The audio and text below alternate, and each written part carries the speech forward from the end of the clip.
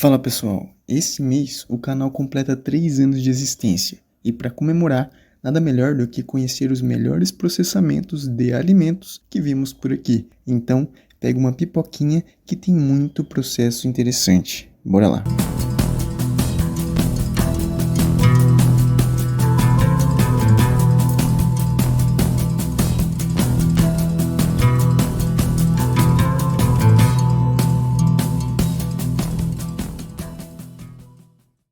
Então, para começarmos bem, teremos o processo de fabricação do nosso querido chocolate. Processo esse que começa já na parte da colheita do cacau. Nessa etapa, são retiradas as sementes do fruto e separadas para a etapa de fermentação. Já na etapa de fermentação, a semente e a polpa permanecem ali por volta de 6 dias, a fim de desenvolver o sabor desejado. Em seguida, vem a etapa de secagem e, como o próprio nome diz, é onde vai secar a semente. A próxima etapa é a torre-inflação, onde os grãos vão adquirir a cor marrom do chocolate que você conhece.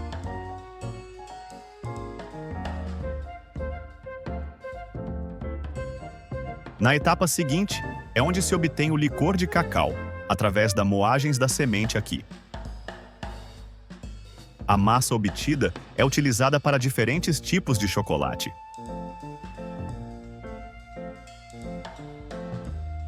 Na etapa de mistura, acontece a mistura dos ingredientes que são presentes no chocolate, como açúcar, manteiga de cacau, leite em pó, entre outros.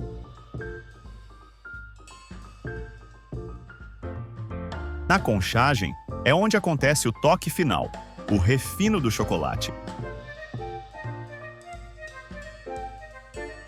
Essa etapa pode durar um bom tempo, dependendo das características desejadas. E chegamos nas etapas finais, onde o chocolate é informado e levado para o resfriamento.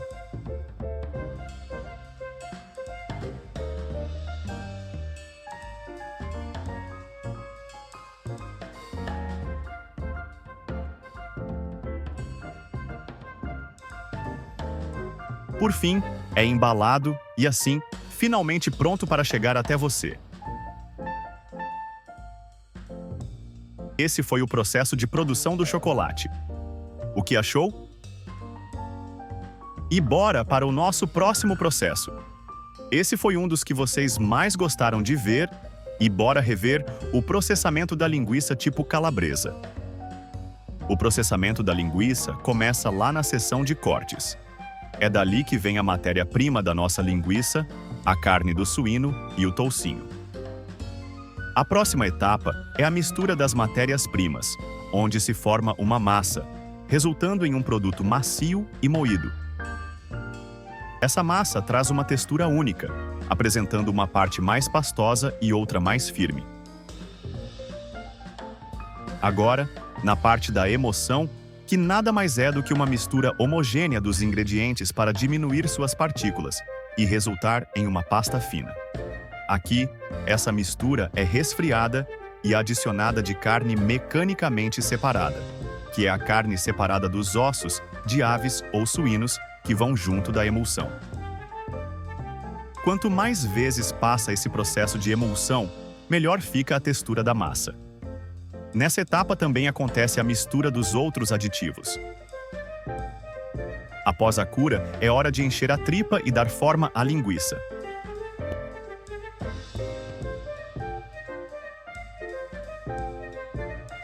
O próximo passo é levar a linguiça para a estufa. Ali, ela irá passar por um processo de secagem a fim de aumentar a durabilidade. E então, a linguiça vai para a etapa de cozimento e depois passa pela etapa de defumação, onde se é adicionada a fumaça líquida para dar aquele gostinho top. Saindo da defumação, a linguiça precisa sofrer um choque térmico para abaixar sua temperatura e evitar a proliferação de micro-organismos. Além disso, ela ainda passa por um banho impermeabilizante para garantir, né? Em seguida, quando a linguiça chega a 4 graus Celsius. ela é levada para o envase, que acontece de forma rápida e com embalagens herméticas, e assim está pronta para o consumidor aproveitar do seu sabor.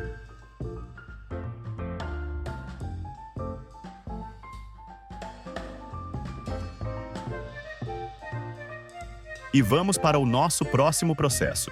Será que você conhece? O processamento de agora é o da manteiga? Então bora lá.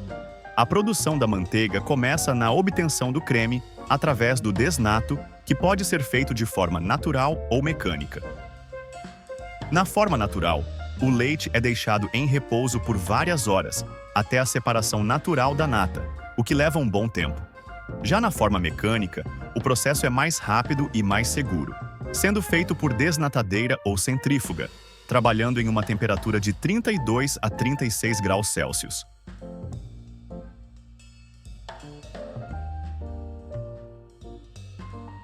A etapa seguinte é a filtração do creme. Essa etapa é feita para eliminar resíduos de casina e sujidades. A próxima é a padronização. Essa é realizada para que o produto apresente em torno de 35 a 40% de gordura, podendo ser adicionada de água ou leite desnatado para se chegar a essa quantidade de gordura, a fim de diluir, caso essa quantidade seja maior que a padrão, ou aumentar caso seja menor. Logo em seguida, na neutralização aqui, é necessário que a acidez da manteiga esteja dentro do padrão. Caso contrário, é necessária a adição de redutores alcalinos, sendo adicionados até se alcançar a porcentagem padrão de acidez. Já na pasteurização, a temperatura é elevada até 75 graus Celsius durante 10 minutos ou com pasteurizador a placas, que é mais eficiente e trabalha a uma temperatura de 85 a 90 graus Celsius por 20 segundos. Em seguida, o resfriamento a 4 graus acontece o mais rápido possível, evitando o sabor indesejado. Em seguida, a maturação. Aqui são desenvolvidos os sabores e aromas da manteiga, sendo feita de forma física ou biológica. Na forma física, acontece a cristalização da gordura, resfriando a 5 graus por 2 horas. Na biológica, se melhora o sabor e aromas.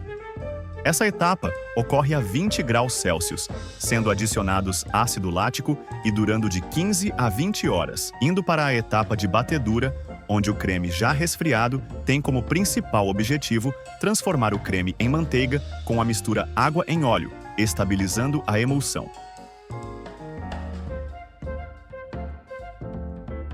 Ao final da etapa, é separado o leitelho e em seguida vai para a lavagem da manteiga, que serve para retirar possíveis resíduos desse leitelho, que prejudica a qualidade da manteiga, evitando a rancidez.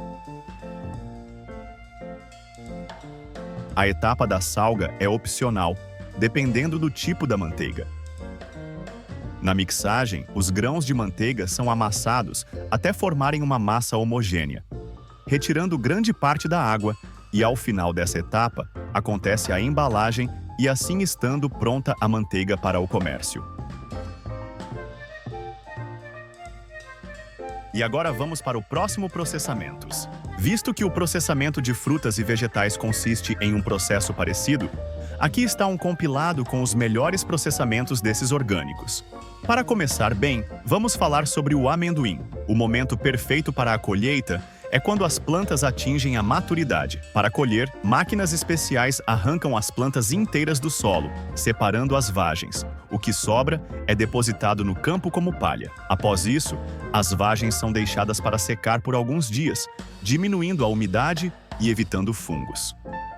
Em seguida, são recolhidas e enviadas para unidades de processamento, onde passam por peneiras vibratórias que removem algumas impurezas. Depois são direcionadas para máquinas que rompem a casca do amendoim dentro de um tambor giratório, onde um elemento de impacto quebra as cascas sem danificar o grão. Por fim, esses grãos são classificados por seu tamanho e qualidade, e então são envasados para preservar sua frescura. O próximo processo é o das cenouras.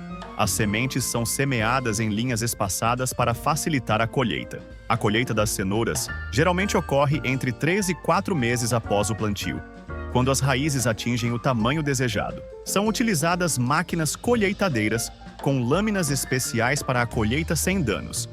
Depois, as raízes são lavadas cuidadosamente para remover a sujeira e os resíduos do campo.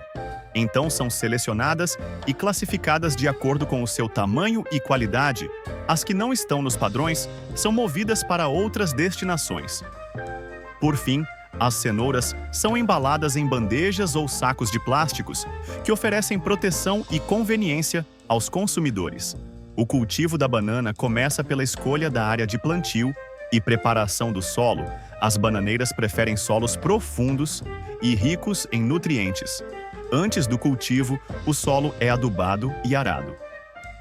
As mudas são plantadas em covas, espaçadas de acordo com a variedade e condições do cultivo. As bananeiras são plantas que se reproduzem assexuadamente, ou seja, novos indivíduos são idênticos aos pais. As bananeiras se multiplicam por meio de brotos que surgem da base da planta-mãe, chamados de filhos. Esse processo garante que os frutos tenham as mesmas características, como sabor, cor, tamanho, resistência a doenças, entre outros. Durante o crescimento, as bananeiras necessitam de irrigação adequada, controle de pragas e doenças, além de uma adubação adequada, para garantir um desenvolvimento saudável. Em geral, o ciclo de produção dura entre 9 meses e 1 ano. A colheita é feita com os frutos ainda verdes, de maneira manual. Depois são transportados para o beneficiamento. Lá passam por uma série de etapas para prepará-los para o mercado. Primeiramente, são lavados para remover a sujeira. Os melhores frutos ficam para o mercado, enquanto os frutos menores ou com defeitos são mandados para a indústria de processamento. Por fim, são embalados em caixas e bandejas adequadas para o transporte e a comercialização. As embalagens devem conter uma boa ventilação para conter o acúmulo de umidade. O arroz é uma cultura que necessita de fornecimento constante de água durante o seu ciclo crescimento. Por isso, é comumente cultivada em áreas onde a irrigação é possível. Existem diferentes métodos de plantio, como o direto na água ou em canteiros pré-germinados. As mudas de arroz começam a crescer e se desenvolver. Durante a fase de maturação, as plantas começam a produzir espigas que contêm grãos em formação. O arroz é colhido quando as espigas estão douradas.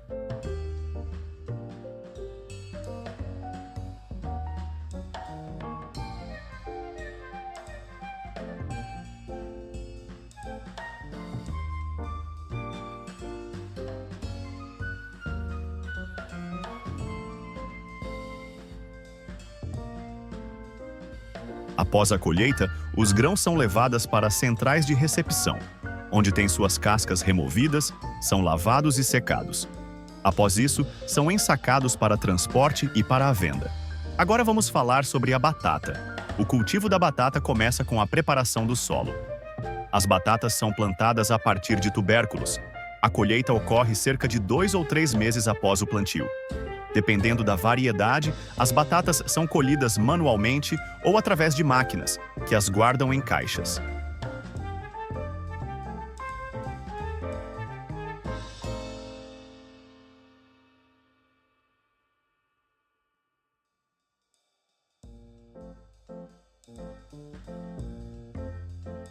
Então são lavadas, selecionadas e classificadas pelo seu tamanho e qualidade da casca. Após isso, são guardadas em um local com condições adequadas para preservar sua qualidade. Agora sobre as melancias, começa com a escolha e preparação do local adequado para o plantio. As sementes são plantadas direto no solo ou em algum recipiente para futuro transplante. Durante o crescimento, as melancias precisam de bastante luz solar, nutrientes e água para se desenvolver adequadamente. As melancias são colhidas manualmente.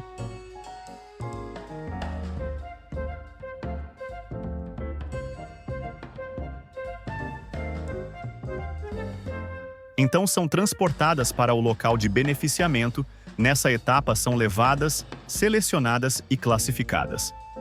A remoção da casca é uma etapa importante, principalmente para as melancias destinadas para o consumo fresco. Isso é feito manualmente ou através de máquinas. Por fim, são embaladas em caixas, bandejas ou sacos plásticos, dependendo do destino final. E bora para o nosso próximo processo. Agora vamos ver como é o processamento do polvo na indústria de alimentos. A classe cefalópoda abriga mais de 700 espécies de animais. A que veremos hoje é a popularmente conhecida como polvo comum. A captura desses animais pode não ser tão fácil. Isso porque esses malandrinhos possuem a habilidade de se camuflar no ambiente, se escondendo em qualquer canto. Os métodos de captura são divididos em método seletivo e não seletivo. No método não seletivo, é usado redes gigantes, arrastadas por barcos ou estacionadas em algum ponto, podendo vir outras espécies junto. Já no método seletivo, se usam armadilhas de pesca e redes específicas para polvos. O polvo, após a captura, passa por processos mecânicos que visam aumentar sua maciez e elasticidade, além do congelamento, que é um tratamento muito importante para melhorar a textura do polvo. Iniciando o processo. Após a captura, o polvo é submetido à refrigeração para conservar o pescado antes de se iniciar o processamento. Em seguida, já parte para a evisceração, ou descabeçamento. Aqui se remove todo o material intestinal o mais rápido possível, a fim de evitar a deterioração. Também deve ser bem lavado, para remover qualquer vestígio de materiais indesejáveis. Em seguida, vem a congelação, por imersão ou por ar forçado. Nesse caso, é utilizado o método da vidragem.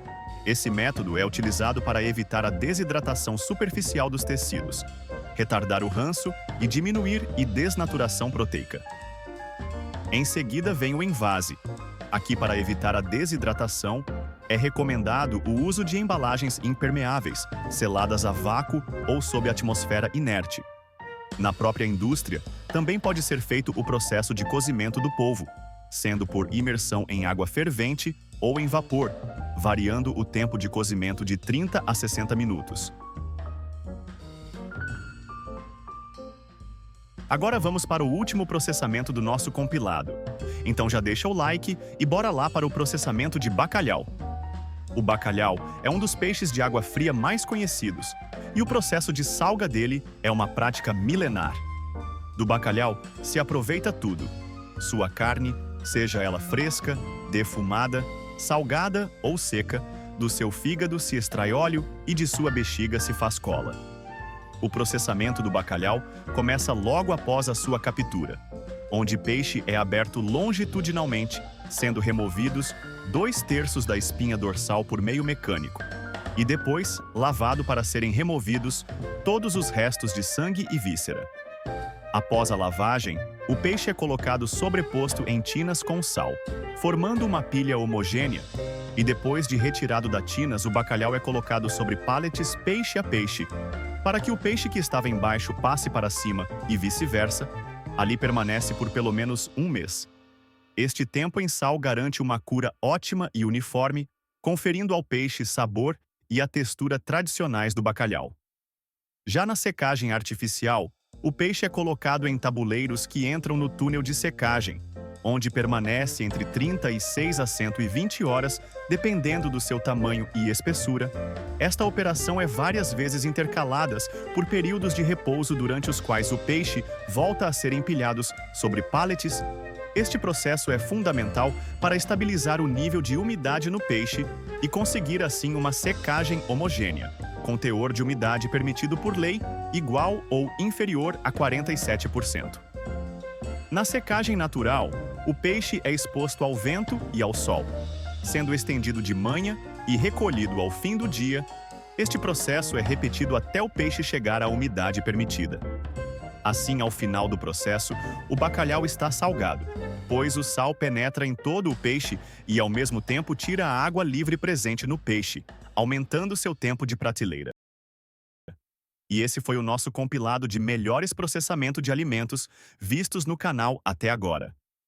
Você que chegou até aqui, não se esqueça de se inscrever, curta e compartilhe e Espero muito que tenham gostado desse vídeo. Aqui vemos apenas um resumo desses anos. Se quiser se aprofundar em algum tema, todos os vídeos estão na descrição. Obrigado por fazer parte dessa trajetória e vamos seguir com muito mais conteúdo interessante. Para marcar que você chegou até aqui, comenta um processo que você gostaria de ver. No mais, é isso. Um beijo para você e tchau!